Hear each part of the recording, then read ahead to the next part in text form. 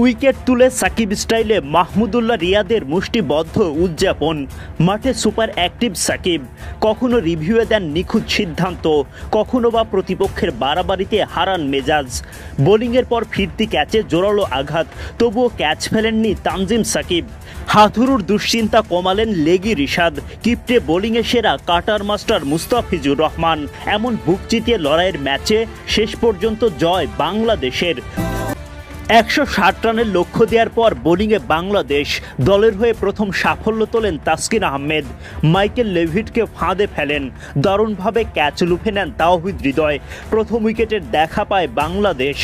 আগের ম্যাচে 200 উইকেটের মাইলফলক স্পর্শ করা তাসকিনের 202তম আন্তর্জাতিক উইকেট। তাসকিনের রেশ কাটতে না কাটতেই তানজিম সাকিবের শিকার। বিগ ফিশ ম্যাক্স ওদের জোরালো শটে ক্যাচ লুফে নেন বোলার নিজেই। হাতে প্রচণ্ড আঘাত পেলেও বল ছাড়েননি। মাঠের বাইরে গিয়ে নিতে হয় চিকিৎসা। নেদারল্যান্ডস ব্যাটাররা মারকুটে ব্যাটিংয়ে চাপ দিতে শুরু করেন। তখন বোলিংয়ে আনা হয় মাহমুদুল্লাহ রিয়াদকে। বোলিংয়ে এসেই সাফল্য।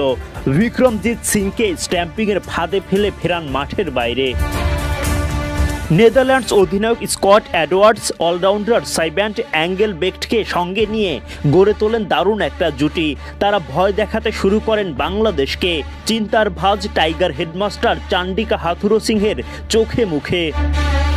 তখন রিশাদ হোসেন এসে দুশ্চিন্তা কমান, সাইব্যান্ডকে ফেরান তিনি। দুর্দান্ত ক্যাচ তানজিম সাকিবের। এরপর স্ট্যাম্পিংয়ে লিটনের বাজিমাত। রিশাদের আরও একটা উইকেট। জমে ওঠে ম্যাচ। সেখান থেকে শেষ পর্যন্ত টানটান উত্তেজনার ম্যাচ জিতে সুপার 8-এ এক পা। বাংলাদেশের প্লেয়ার বলে খেলা যাবে না ফুল শট, সাকিবকে কটাক্ষ করে কথাটি বলেছিলেন ভারতের সাবেক ক্রিকেটার বীরেন্দর সেহবাগ। লজ্জা নিয়েই নাকি ছেড়ে দেওয়া উচিত টাইগার দলে নিজের জায়গাটা। ফর্মহীন সাকিবকে নিয়ে দুনিয়া জুড়ে শুরু হয় নানা সমালোচনা।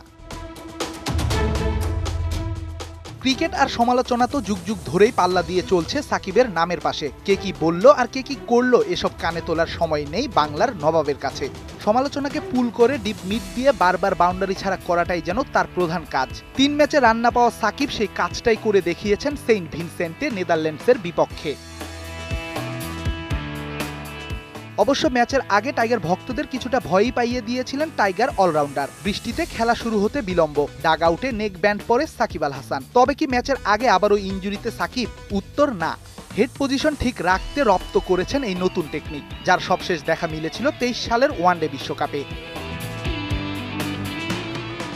খেলায় সাকিব ঠিকই নেমেছেন নিজের ব্যাটিং পজিশনে। মাঠে এদিন মারমুখী ভঙ্গিতে ছিলেন এই অলরাউন্ডার। কাভার ড্রাইভ, কাট, পুল যেন শটের ভান্ডার নিয়েই এদিন হাজির হয়েছিলেন মিস্টার আল হাসান। ডাচদের বিপক্ষে ভিন্ন রূপে তুলে নিয়েছেন নিজের হাফ সেঞ্চুরিটাও।